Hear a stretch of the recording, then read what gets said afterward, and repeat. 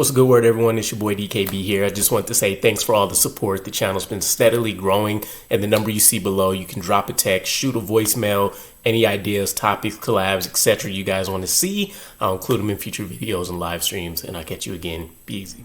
What's a good word, Jets fans? It's your boy DKB here, and let's get into all of the highlights and lowlights from Thursday's training camp, which was the third padded practice of training camp so far, meaning we got some actual tackling and hitting in once again, and it'll be intriguing to continue to see how we balance this, right?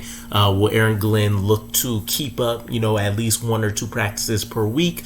Will there be a chance where he feels like the team maybe needs some additional rest as maybe some nicks and injuries come up?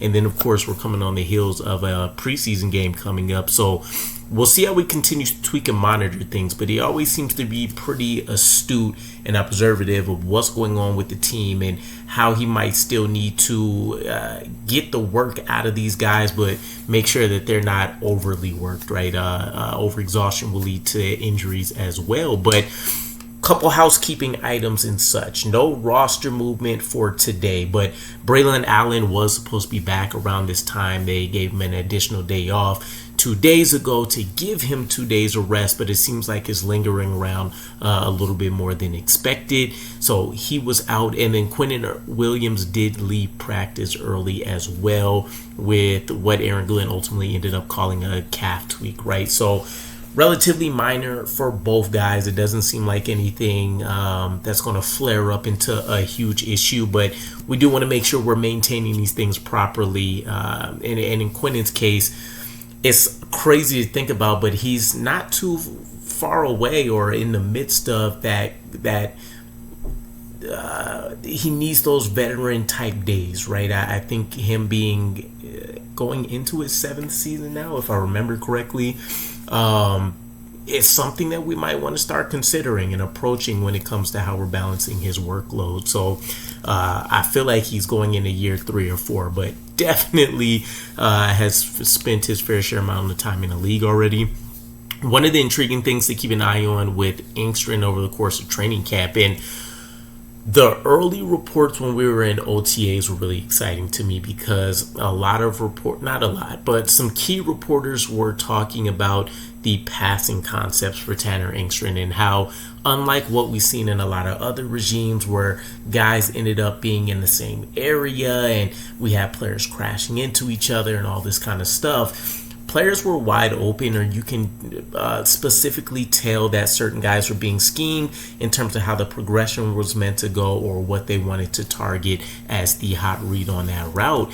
And there's a lot more of those details coming out now from guys like Robbie Sabo, guys like Zach Rosenblatt, that are giving us a little bit more behind the scenes knowledge, or at least just adding more context to the situation. And this has been referred to on a number of occasions now coming off these last couple practices as more of a timing-based offense, which at first glance, at first hearing, would be a bit concerning because from a passing standpoint, that's not necessarily where Garrett Wilson fits in the best, right? And Engstrand mentioned this during his press conference yesterday as well, where he understands there's going to be a bit of, freestyling. He called it sauce within the route running that Garrett Wilson does. But true to form, right? I think Engstrand has a pretty general eye for being able to spot talent and kind of the skill sets and such like that coming from Detroit. You don't want to take away a guy's superpower, so you do want to rein it in to a certain degree, which is what he talked about, to fit the scheme of what we're doing, but you still want to allow him to go out there and do what ultimately makes him special and separates him. So love the fact that he highlighted and just kind of embraced what Garrett Wilson is as a player instead of trying to wholesale change him, which didn't go well with the Aaron Rodgers regime, for example. And then we got a red zone specific day today, right? At least that there was a additional emphasis here. We know things speed up. We know the boundaries feel like they're constricted a little bit more.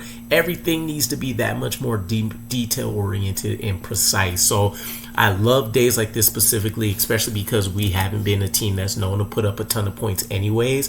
And even when we have, on the rare chance, been able to string together 8, 9, 10 play drives and get down the field, we can never really punch it in. So knowing the different talents that we have out there, a trio of running backs that should be able to get the job done. We have Garrett Wilson, who should always excel with creating havoc in terms of, easy releases, creating separation and route running, and then just the familiarity of having someone like a Josh Reynolds and Mason Taylor, who's shown a lot of big plays in the red zone at portions throughout OTAs and training camp.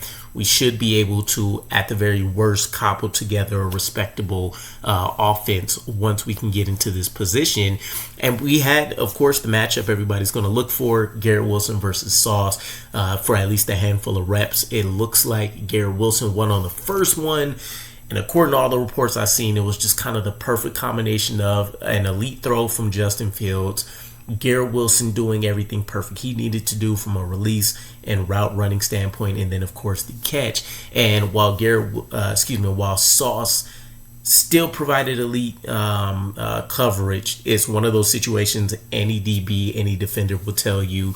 Sometimes just the perfect storm of events happen and perfect coverage can be beaten, right? So we did follow that back, right? We ran it back. Sauce got his W on the next rep where things weren't as precise and perfect and the coverage was still pristine. So you love to continue to see that back and forth and that iron sharpening iron as we hear everybody talk about. And then two highlights that are going to be really important for us. Nick Ferria highlighted that there would have been multiple long touchdowns created by the offensive line today. Guys would have been just running rampant and free, and as long as the conditioning was there, they were punching in 6 points, and you love to hear it. We know our offense is going to be predicated around the run. We know there's going to be an emphasis on having that committee backfield going, feeding the hot hand, whoever that ends up being, and knowing that you can rely on that, whether defenses know it's coming or not. It's just such a huge ace to have in up your sleeve or in your back pocket. And it's one of the things that I love most about old school football, right? Having a guy that's elite with the X's and O's and he can scheme up stuff and he's innovative on either side of the ball is always awesome. But I've always had an affinity for watching teams, and you know what they're about, you know what they want to do. It's why, even though personality-wise I didn't mesh with the Rex Ryan days, playing style-wise I did. You knew he was going to run, and there was nothing you was going to be able to do about it, right? And I kind of love that tenacity about teams that can go out there and perform according to what the expectations are. And then Nick Folk, he's coming in fresh off of being signed, already had a perfect day of practice, whereas Harrison Mevis didn't, missed 2 field goals from my understanding. So while Harrison Mevis obviously has a little bit longer of a rapport, at least with this specific coaching staff, it doesn't help his argument for trying to win this competition when the new old guy comes in automatically and is having an elite day. So to be continued to see how that pans out. But to get into a lot of these nooks and crannies, player specific, and highlighting and lowlighting some of what's been going on, Justin Fields as a whole, he's still struggling with consistency, but there's moments in there, right? It seems like he's continuing to adjust to this timing-based offense. He's continuing to understand what he can and can't get away with, but Garrett Wilson and Justin Fields isn't anything that we should be concerned about, right? The big plays are there, the touchdowns are there, and I think overall the consistency will continue to grow as they get back into the rhythm they have from Ohio State.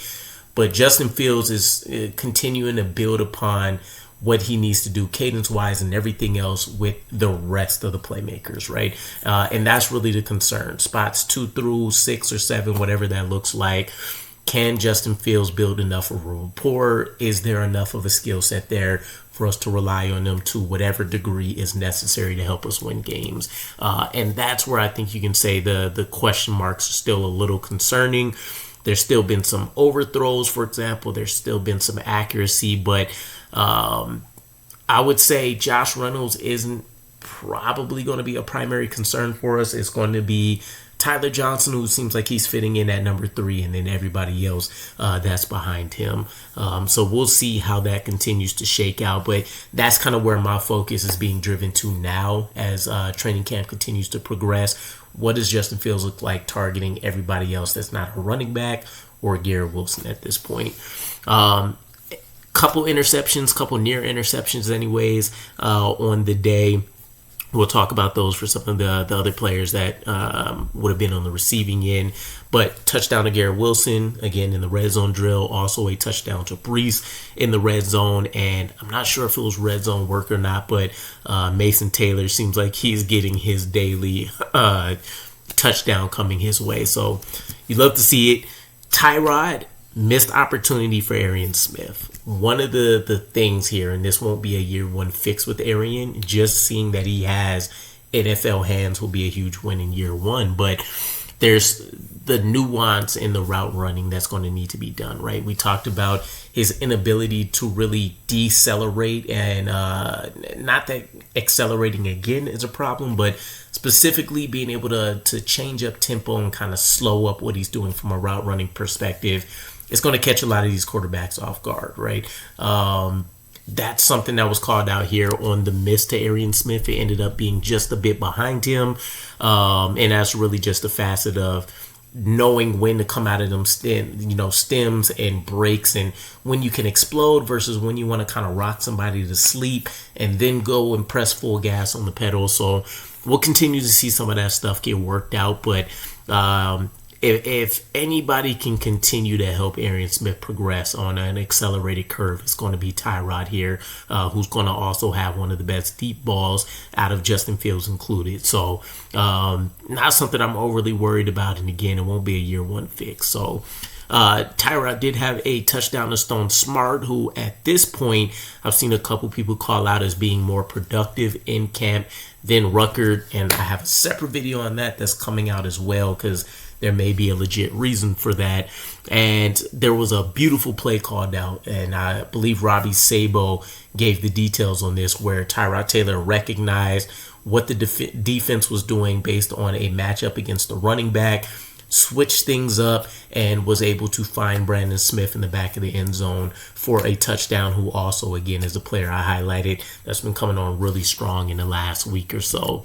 And then Brady Cook hasn't been the best of days in recent weeks for him, but he did get a touchdown to Neil Johnson while still suffering through some of the things like the overthrows and such that are creeping up later. But one of the other offensive players I want to mention is Donovan Edwards, who I feel like we were really high on coming into training camp, and potentially people still are, but it's been relatively quiet. He did catch a pretty solid ball in a one-on-one situation against Zaire Barnes, who's not looking at his best in the linebacker competition right now. In an intermediate range, I believe it was like 20 to 25 yards. And that's where if he makes the roster, that'll be why. He's an option that can be a receiving threat out of the backfield. And then, of course, we can split him out and he can act as essentially a slot wide receiver for us and give us another way to kind of take advantage of certain matchups that might be out there pending whenever he would see the field. Flipping to the defense real quick, some names that we haven't necessarily heard a ton of so far. Leonard Taylor, this was a day where he was called out as having multiple sacks. Adrian Martinez, Brady Cook on the receiving end of a lot of that. Tony Adams was one of the players that was able to pick off Justin Fields. Kiko Mauigoa, a.k.a. Why am I forgetting his first name? Nonetheless, our linebacker that we drafted in the 5th, he had an interception against Tyrod. This was one of those weird plays, though, where it was an obvious sack and the team allowed the play to continue. Rashad Weaver was called out as potentially having the sack there. And then Brandon Stevens, he's strung together 2 or 3 pretty solid practices so far where people have specifically highlighted his coverage against Garrett Wilson. And yes, there's still some plays being made on him, probably still some lost moments and such. But the coverage is there, and it looks like slowly but surely, some of those plays that would have been catches before are starting to get eliminated as we work with him being able to get his head turned around at that last moment or two and make a player of the ball, or just clearly find a way to be involved and make sure that that catch doesn't happen. So you love to see that. He also was on the close to being on the receiving end of a near other field overthrow, so he would have been one of the other two recipients there. And Eric Watts, tackle for loss, and this was probably one of the biggest plays of camp. Made it against Breece Hall, beat his man pretty cleanly, which people couldn't identify who that was necessarily, but caused Breece Hall to fumble on the play, and overall just kind of felt like a hit stick moment, the way it was generally being described and laid out. So I love it. There's tons of UDFAs that seem like they're shining, rocking, and rolling. And while the offense is kind of lagging behind a bit, even though they're winning days here and there, the defense we're not talking about a defense that's going to be the bottom half of the league, right? So there's some obvious growing pains that are there just as the offense continues to mature and get acclimated and understand and being on one page in the court how to execute this offense. But there's enough solid things happening to where I don't think we should be ready to mail it in once the season comes around here. So let me know what you guys think. Add any commentary you have. As always, appreciate you guys supporting, and I'll catch you again. Peace.